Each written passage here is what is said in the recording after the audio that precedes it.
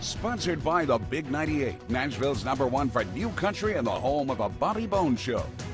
Welcome to the Rock Interview. We're thrilled to have on the prolific songwriter, singer, guitarist, and member of the Texas Heritage Songwriter Hall of Fame, Wylie Hubbard. Ray, thanks for coming on the show.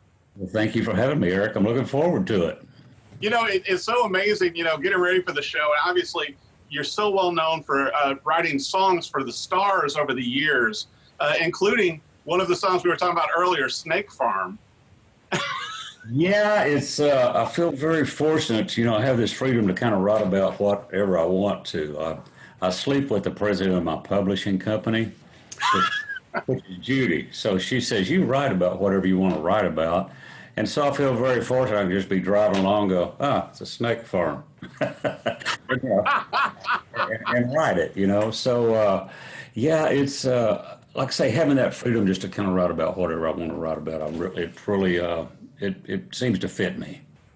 Well, and I love your lyrics, and particularly congratulations on your brand new album that recently came out, co-starring, which it's like a list of who's who that you have on this album, from Ringo Starr, Joe Walsh, Chris Robinson, Larkin Poe, Pam Tillis. Yeah, Ronnie Dunn, Ashley McBride, Aaron Lee Tasjan. I mean, it's just, the album, it kind of fell into place. It wasn't something I planned like, hey, I'm going to do this record with all these, famous and great musicians. It's just, like with the Cadillac 3, I opened some shows for them. So I wrote this song called Fast Left Hand. I called him up and said, hey, man, do you want to track this with me? And because I had them kind of in mind, so we went in the studio and with him and tracked that. Then I ran into Tyler Bryant and the Shakedown. I wrote this kind of rock song with him. And I said, yeah, let's do this. And so it kind of all just happened. It wasn't, like I said, it wasn't a big game plan. I'm going to do this. I just happened to write a song and call up Pam Tillis, say, hey, would you sing on this? She goes, sure. So it just kind of fell into place. Well, and I love all the songs, and I'm a huge fan of your songwriting because it's so real and natural, and particularly, it's hard for me to pick a favorite song out of here. Bad Trick is amazing. Hummingbird, being a Gibson Hummingbird player myself, and where you're making the correlation between the hummingbird bird and the guitar. Well, my son had worked for Gibson, and he got me a Hummingbird. And I'd always been a J45 or Southern Jumbo fan, So he gave me a Hummingbird. So I'm sitting on a couch here at the house, and all of a sudden I look out, and there's my wife Judy's Hummingbird feeder, and these hummingbirds are flying around. I got a Hummingbird, and it's like the muse went like, what are you waiting for? You don't need a billboard to like, hey, this. So I wrote that, and then all of a sudden I said, who could I get to do this? And it just, Peter Rowan, the great Peter Rowan. So I called Peter up, and I said, would you play on this? And I don't know if he played a Hummingbird or not. I imagine he would probably played like a Martin D18. I'm just guessing. But, each song I wrote kind of dictated who I would ask to perform on it. You know what I mean? Each song kind of led itself, like Fast Left Hand, Cadillac 3, rock, Tyler Bryant, Outlaw Blood, Ashley McBride. It just kind of, once I wrote the song, it was just kind of obvious, like this would be the person to do on it. So, yeah, but the Hummingbird thing, it just was one of those things, just kind of, they were flying around. I wrote the thing in about 20 minutes. And wow. Yeah. Wow, such a gifted songwriter. I got to bring this up too, to where some of our viewers for the show may not realize that you went to school with Michael Martin Murphey, and that kind of spurred you on to pick up the guitar. And I guess the first hit song you played was Tom Dooley? I think so, yeah. In high school, Michael was a senior and I was a sophomore, and we had a horrible football team, but we had some great assemblies, because Michael came out and just... And Michael was the first guy that came out and said, here's a song I wrote. And I went, songwriter, that's a songwriter. So I got a guitar and learned, the folk scene was happening with the Kingston Trio and Peter, Paul, and Mary. So I learned Tom Dooley, but then you discovered Dylan and Woody Guthrie and all those. So I started hanging around the folk clubs. You run into Jerry Jeff and Townes Van Zandt. So it just...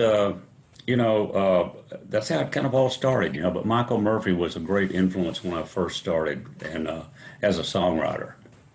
Well, and I think it's so neat, right, to where how it's come full circle, because like with Larkin Poe, such talented sisters, to where a lot of the younger artists now are reflecting to you as how much you've influenced them.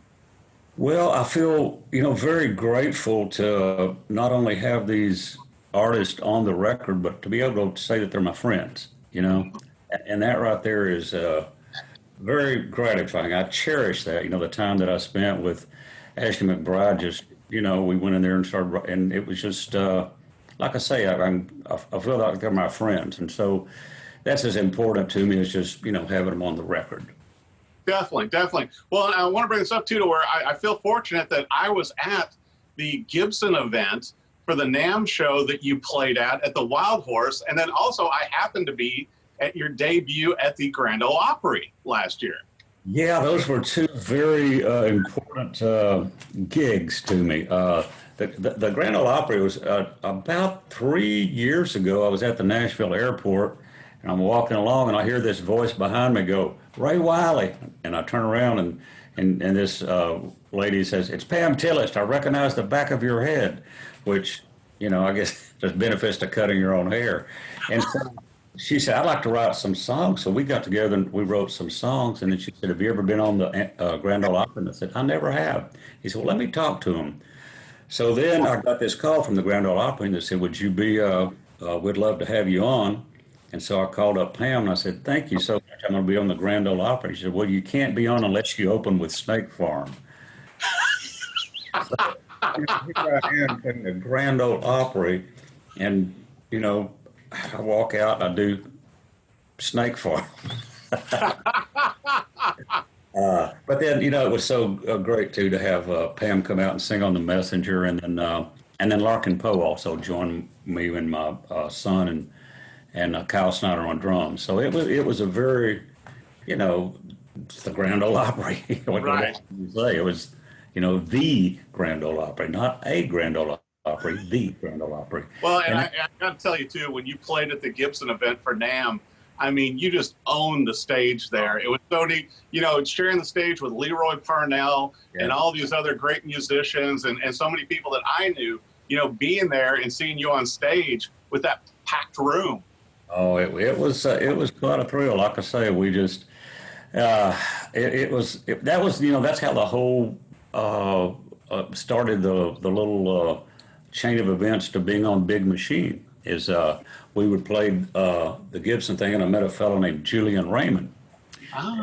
He was working kind of the stage, backstage, and everything. And he said, "What have you been doing?"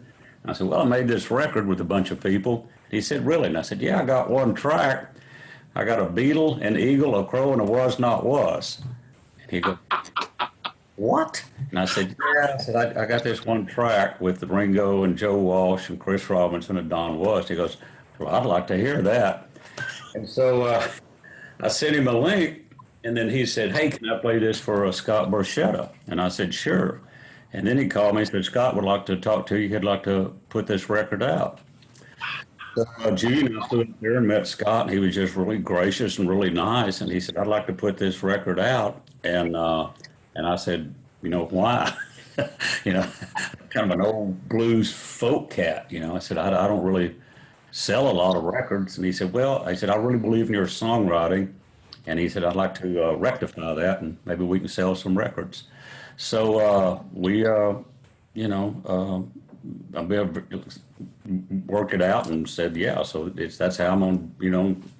Real quick is when I did the opera, someone said, "Isn't 72 years old kind of late to be making your debut on the Grand Ole Opry?" And I said, "Well, I didn't want to peak too soon." So like I say, that was a thrill, and to be on Big Machine at my age and putting out records, I'm very surprised, but very, very grateful. Well, the thing is too, Ray, you have written songs, hit songs for so many artists over the years. And you've obviously had a huge amount of records as well and albums. But now to have this, it seems kind of fitting to me with everything that you've accomplished in your career. And it's like, everything happens for a reason and everything in its time. And this co-starring album, there's so many great tracks on there. I mean, especially I got to bring up Rock that is on there. I feel like that song is very autobiographical about yourself.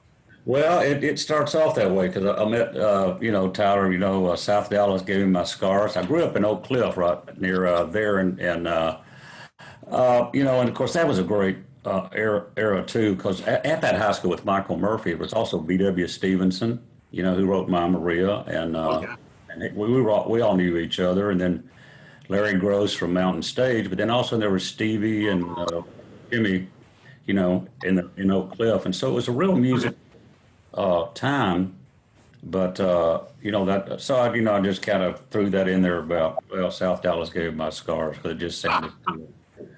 Well, and to me, the album is so much fun too, and I want to make sure our viewers, when they go out to buy it, whether they get the actual hard copy or digital or whatever, not to just get the singles, get the whole album, because what I enjoy about it, Ray, is that you're covering so many music styles within the span of the album.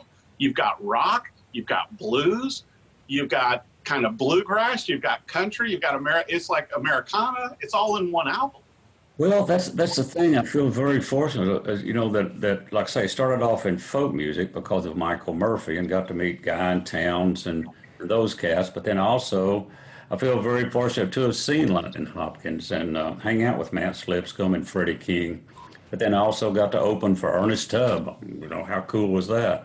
And Gary Stewart, and of course, Waylon and Willie and that whole, knowing those guys. So it just, and then, so that combination of, roots rock and blues and folk and country, just, I cannot be not be influenced by it, just because it's so great. So yeah, like I say, it kind of gets back to songwriting. I can kind of write whatever I want to write about, and I don't have to just stay in one area, Right. What I want to do. And, it's nice to see you coming into your own within the past few years, from being, on the Gibson stage to the Opry stage with a brand new hit album that is getting a lot of radio play. Ray Wylie Hubbard, thank you so much for coming on the Rock and Review, and congrats on co-starring an awesome new album. Thank you, Eric. Thank you very much. Sponsored by the Big 98, Nashville's #1 for new country and the home of the Bobby Bones Show.